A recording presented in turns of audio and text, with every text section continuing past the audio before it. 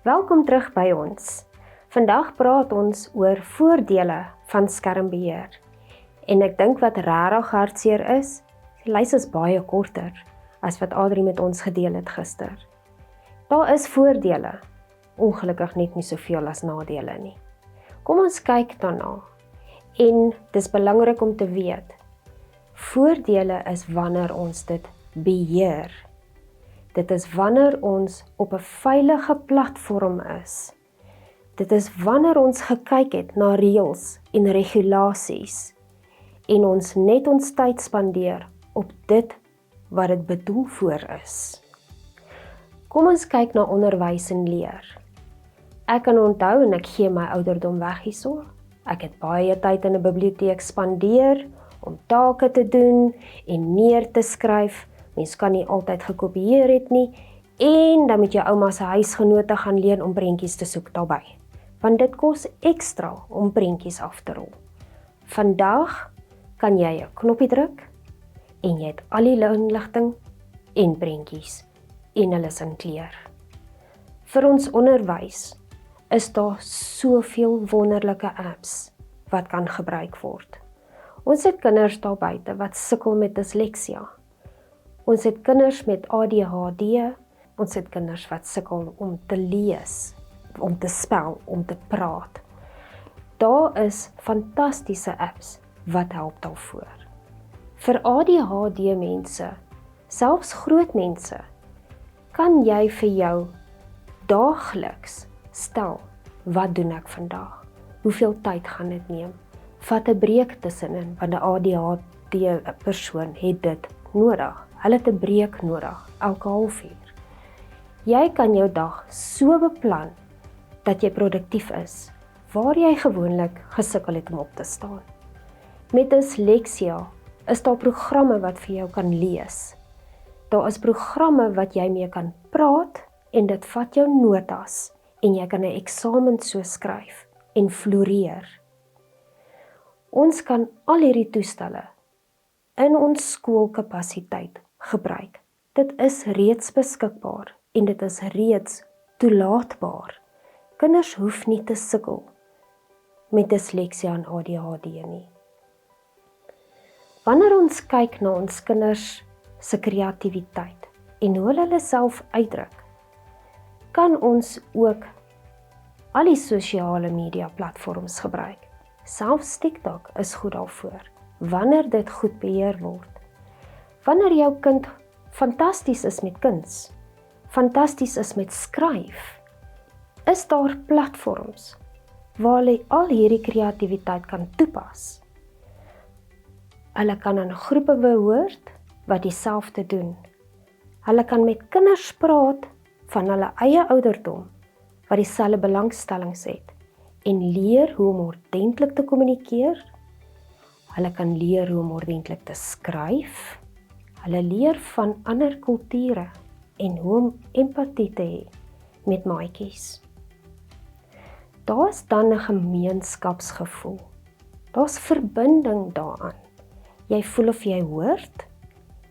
Dis waardevol.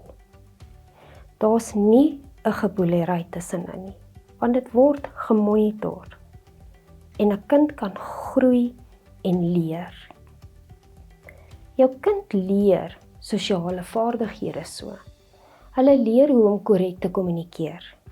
Hulle leer hoe om met 'n ander ras te praat en empatie te hê van hulle leefstyl en hoe hulle goed toepas. Laat dit nie noodwendig verkeerd is nie, maar dit is hoe hulle groot word. Dis goed vir jou kind se gesondheid en welsyn.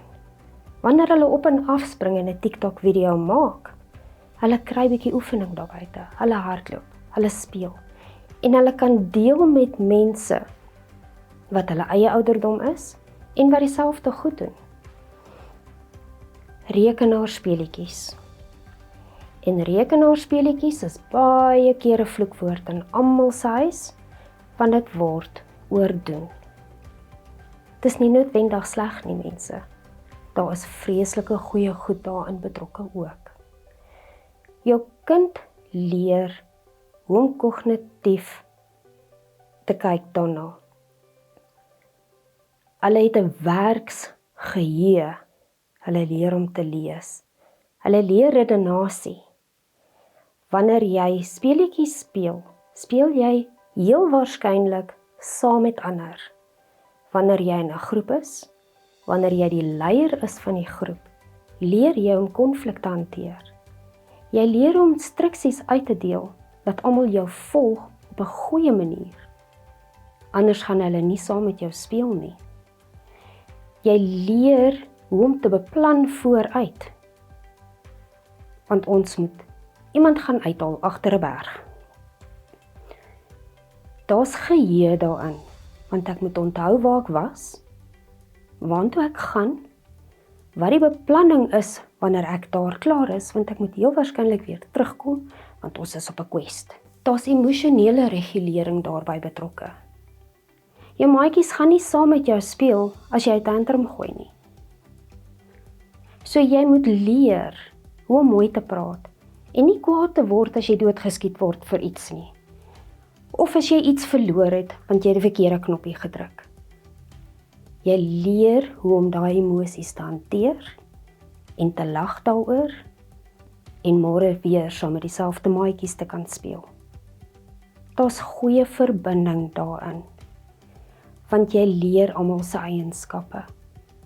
Jy leer wat is goed en jy leer hoe om sosiaal met ander mense te verkeer, al is dit nie noodwendig gesig tot gesig nie. Daar is 'n kreatiwiteit daarbey betrokke ook, wat so goed is, want 'n kreatiwiteit is nie iets wat 'n kind altyd kans kry om uit te leef nie. Ons skole se regulasies is kuns en kultuur en akademie en sport, maar daar's dalk musiek daarbey betrokke, wat hulle nie kan uitleef by die skool nie, tensy jy gaan vir ekstra lesse, ekstra klasse. Met baie apps kan jy leer hoe om 'n musiekinstrument te speel. Jy kan met ander praat wat dieselfde doen as jy. Jy kan raad kry. Jy kan gaan soek na alles wat jy wil hê. Dan vir ons tieners, wat seker ook nie net tieners nie, wat wel bietjie swaar kry.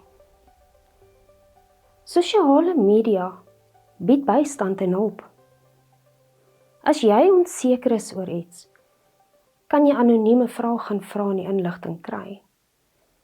As jy in slegte toestande groot word, kan jy hulp kry. Jy kan raad vra.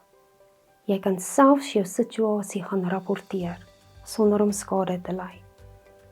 Ons weet, daar's vreeslik baie boelies daar buite.